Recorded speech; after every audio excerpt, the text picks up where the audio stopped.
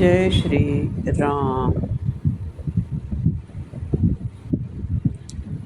क्या कभी सोचा है हमने कि सीता स्वयंवर में पूरी दुनिया के राजा बुलाए गए थे, पर अयोध्या के राजा दशरथ को निमंत्रण क्यों नहीं मिला?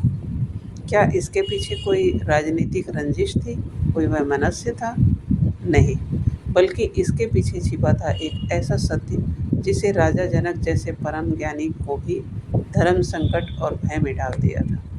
यह कहानी है एक श्राप, एक छलनी, अयोध्या की महिमा और राजा जनक जी के छिपे हुए डर की। राजा जनक के शासनकाल की बात है। एक नवविवाहित युवक पहली बार अपने ससुराल जा रहा था। रास्ते में एक दलदल था, जहां उसने देखा कि एक गाय फंसी हुई है। गाय की हालत ऐसी थी कि उसे निकाला नहीं जा सकता था और वह अंतिम सांसें ले रही थी।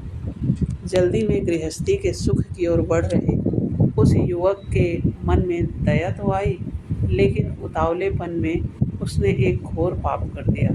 उसने दलदल में फंसी गाय की पीठ पर पैर रखा और छलांग लगाकर आगे बढ़ गया। गाय ने तुरंत ही दम तोड़ दिया, लेकिन मरते मरते उस पाप का फल भी दे गई। गाय की आत्मा ने उसे श्राप दिया, जिस स्त्री को देखने के लिए अति उत्साह में तुमने मुझ पर पैर रखा है, यदि तूने उसे अपनी आंखों से देखा तो तत्काल उसकी मृत्यु हो जाएगी। युवक घबरा गया। पहुंचकर ससुराल वह घर के मुख्य द्वार पर अंदर की ओर पीठ करके बैठ गया। परिजनों के लाख बुलाने पर भी उसने मुंह नहीं मोड़ा। जब उनकी नवविवाहिता पत्नी ने आकर एकांत में इसका कारण पूछा, तो उसने रोते हुए पूरी घटना बताई। पत्नी ने कहा, स्वामी, यदि मेरा पतिव्रत धर्म सच्चा है तो आप पर यह श्राप निष्फल हो जाएगा। आप मेरी ओर देखिए। जैसे ही पति ने पत्नी की ओर देखा, गाय के श्राप का असर हुआ। पति की आंखों की रोशनी पूरी तरह चली गई। गाय की हत्या का श्राप कोई साधारण श्राप नहीं था और कोई साधारण बात भी नहीं थी।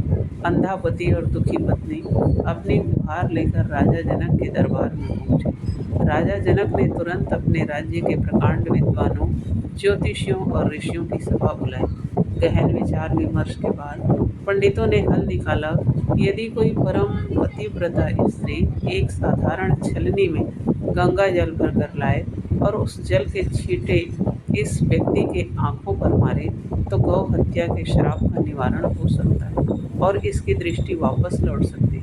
राजा जनक ने पहले पूरे राज्य में ढिंढोरा पिटवाया, लेकिन छलनी में पानी रोकना कोई मामूली बात नहीं थी। कोई भी स्त्री इस परीक्षा में सफल नहीं हो सकी। हार कर राजा जनक ने भारतवर्ष के अन्य सभी राज्यों में संदेश भिजवाया, और यदि उनके राज्य में कोई ऐसी परम पतिव्रता स्त्री हो तो उसे राज सम्मान के साथ जनकपुर भेजा जाए। जब यह संदेश अयोध्या के राजा दशरथ के पास पहुंचा, तो उन्होंने अपने रानियों से इस विषय पर चर्चा की।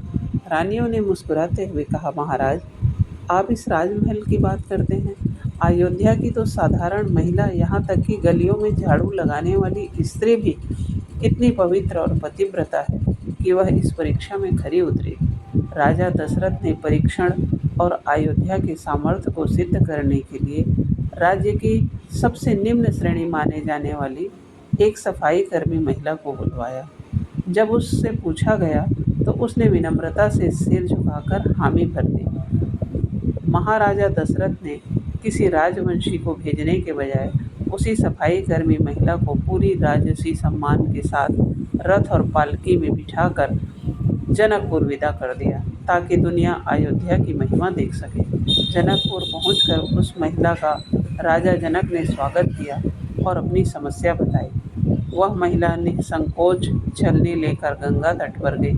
उसने माँ गंगा का ध्यान किया और प्रार्थना की, हे माँ गंगे, यदि मैंने मन, वचन और कर्म से अपने पति के अलावा किसी अन्य पुरुष का चिंतन न किया हो, तो मेरा पतिव्रत धर्म सच्चा हो, तो आपकी एक बूंद भी इस छलनी के नीचे न गिरे। महिला ने छलनी में जल भरकर उसे बाहर निकाला। चमत्कार तो तब हुआ जब छलनी के हजारों छिद्रों में भी एक बूंद पानी नीचे नहीं गिरा। जल ऐसे जम गया मानो पारदर्शी शीशा हो। पूरा जनकपुर इस दृश्य को देखकर स्तब्ध रह गया। महिला दरबार में आई। उसने उस अंधे युवक की आंखों पर गंगा जल के छींटे मारे और देखते ही देखते युवक की आंखों की रोशनी पूरी तरह वापस आ गई। जब वह महिला अयोध्या लौटने के लिए राजा जनक से अनुमति मांगने लगी तो राजा जनक ने अति उत्सुकता और सम्मान से उसकी जाति और परिचय पूछा। महिला ने बताया कि वह अयोध्या राज्य में गलियों और महल के बाहर सफाई का कार्य करती है। यह सुनते ही राजा जनक के पैरों तले जमीन खिसक गई। वे सोचने लगे, जिस राज्य की सफाई करने वाली महिला साधारण होते हुए भी इतनी शक्तिशाली और महापतिव्रता है, वहाँ के पुरुष और राजकुमार कितने शक्तिशाली और तेजस्वी होंगे। यदि अयोध्या से स्वयंवर में कोई साधारण व्यक्ति या सैनिक आ गया और उसने धनुष उठा लिया तो मेरी राजकुमारी सीता का विवाह किसी निम्न श्रेणी के व्यक्ति या साधारण सेवक से भी हो सकता है। इसी एक डर और भ्रम के कारण जब सीता का स्वयंवर होने को आया तो राजा जनक ने दुनिया भर के राजाओं, महाराजाओं और दैत्यों को भी निमंत्रण भेजा, परंतु अयोध्या नरेश महाराजा दशरथ को निमंत्रण नहीं भेजा। राजा जनक ने तो अपनी बुद्धि से अयोध्या को दूर रखा, लेकिन विधाता ने सीता जी के लिए अयोध्या के ही श्रेष्ठ और ज्येष्ठ राजकुमार श्री राम को चुना था। नियति अपना खेल रच चुकी थी। महर्षि विश्वामित्र ताड़का और सुबाहु के वध के बाद श्री राम और लक्ष्मण जी को अपने साथ जनकपुर की रक्षा और धनुष योग्य दिखाने के लिए साथ ले गए। वहाँ जब कोई भी राजा शिव धनुष को हिला तक नहीं सका, तब गुरु विश्वामित्र की आज्ञा से श्री राम ने धनुष पर प्रत्यंचा चढ़ाई और वह टूट गया। इस प्रकार राजा जनक का भय भी दूर हुआ और अयोध्या की मर्यादा भी बनी रह गई। जगत जननी सीता माँ का विवाह मर्यादा पुरुषोत्तम श्री राम जी के साथ संपन्न हुआ। जय श्री राम।